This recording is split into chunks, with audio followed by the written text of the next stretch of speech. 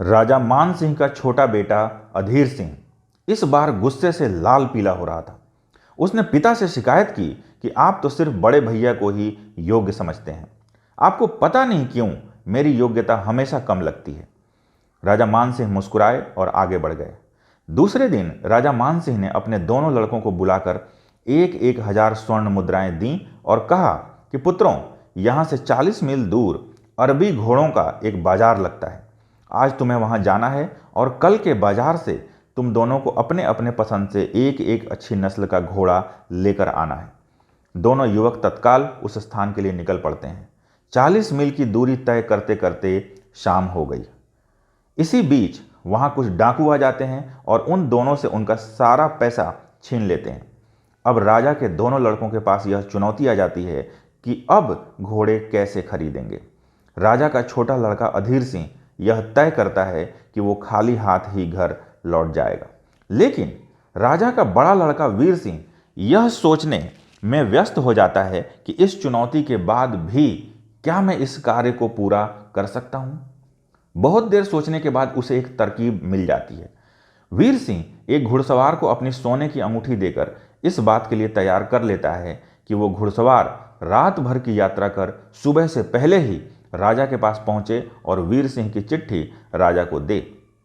घुड़सवार के हाथों राजा को वो चिट्ठी मिलती है और राजा अपने 1 दर्जन सैनिकों के साथ वीर सिंह को फिर से 1000 स्वर्ण मुद्राएं भेज देते हैं। इसी बीच राजा का छोटा बेटा हताश होकर वापस घर की ओर रवाना हो चुका था। इधर वीर सिंह को दोबारा 1000 स्वर्ण मुद्राएं मिल जाते हैं। वो बाजार से एक अच्छी नस्ल का घोड़ा खरीदकर शीघ्र घर की ओर रवाना हो जाता है। राजा देखते हैं कि वीर सिंह एक सुंदर और हष्ट-पुष्ट घोड़े के साथ राजमहल की ओर चला आ रहा है, जबकि अधीर सिंह खाली हाथ ही लौटा है। राजा दोनों लड़कों को अपने पास बुलाते हैं। राजा मान सिंह अपने छोटे लड़के अधीर सिंह से कहते हैं कि बेटा, एक ही चुनौती तुम दोनों के सामने थी।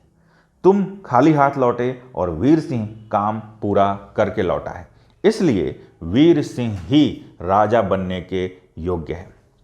इस एक छोटी सी कहानी से मैं आपके सामने एक वॉरियर के माइंडसेट को रखता हूं। एक वॉरियर किस तरह से सोचता है। अक्सर हमारे डे टू डे लाइफ में कई बार ऐसा होता है कि हम कोई इंपॉर्टेंट काम करने जा रहे हैं और हमारे सामने एक स्ट्रांग और जेन्युइन रीजन आकर के खड़ा हो जाता है। ऐसा लगता है कि इस स्ट्रांग रीजन की वजह से हम इस काम को नहीं कर पाएंगे। इस केस में 90% लोग खुद से कहते हैं कि यस, ये एक जेन्युइन रीजन है, ये एक स्ट्रांग रीजन है कि मैं इस पर्टिकुलर काम को आज न कर पाऊं, लेकिन यस, मैं इस काम को कल कर लूंगा। लेकिन एक वॉरियर, एक चैंपियन कैसे सोचता है? वो खुद से कहता है कि यस, ये एक स्ट्रांग रीजन है, ये एक जेन्युइन रीजन है कि मैं इस काम को आज न कर पाऊं, लेकिन क्या इसके बावजूद भी मैं इस काम को आज कर सकता हूं क्या? वो खुद से एक सवाल करता है, क्या इस स्ट्रांग रीजन के बावजूद भी मैं इस काम को कर सकता हूं क्या? क्या कोई एक तरकीब मेरे सामने है क्या जिसे यूज करके मैं इस काम को कर पाऊं? वो उस तरकीब को ढूंढता है और मोस्ट ऑफ द टाइम वो तरकीब उसे मिल जाती है। नमस्कार, मैं हूं कुणाल आर्य, एक माइंडसेट और प्रोडक्टिविटी एक्सपर्ट। आज मैं आपसे एक अपील करता हूं।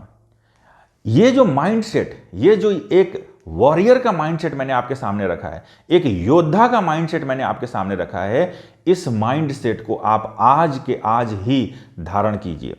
जब भी आपके जीवन में, जब आप अपने जीवन में एक इंपॉर्टेंट टास्क को करने जा रहे हैं और कोई स्ट्रांग और जेन्युइन रीजन आ जाता है, तो आप खुद से ये कहिए कि यस, ये एक स्ट्रांग और जेन्युइन रीजन है, लेकिन क्या इसके बावजूद भी मैं इस काम को आज के आज ही फिनिश कर सकता हूं क्या? क्या कोई एक ऐसी तरकीब मुझे मिल सकती है जिससे मैं इस इंपॉर्टेंट टास्क को आज के आज ही कर पाऊं? और मोस्ट ऑफ द टाइम आप देखेंगे कि वो तरकीब आपको मिल जाती है। तो अगर आप इस वॉरियर माइंडसेट को, जिस माइंडसेट को मैं कहता हूं go beyond the reasons, go beyond the reasons, तो अगर आप इस सक्सेस माइंडसेट को आज ही धारण करना चाहते हैं, अपनी नोटबुक को ओपन कीजिए और 21 टाइम्स लिखिए, go beyond the reasons, go beyond the reasons. और पहली बार आपको कहां लिखना है, इस वीडियो के कमेंट बॉक्स में जाइए और लिखिए वहां पर जाकर के go beyond the reasons, go beyond the reasons. अगर ये वीडियो आपको अच्छी लगी है, वीडियो को लाइक कीजिए और चैनल को सब्सक्राइब कीजिए। मिलते हैं नेक्स्ट वीडियो में। Good bye.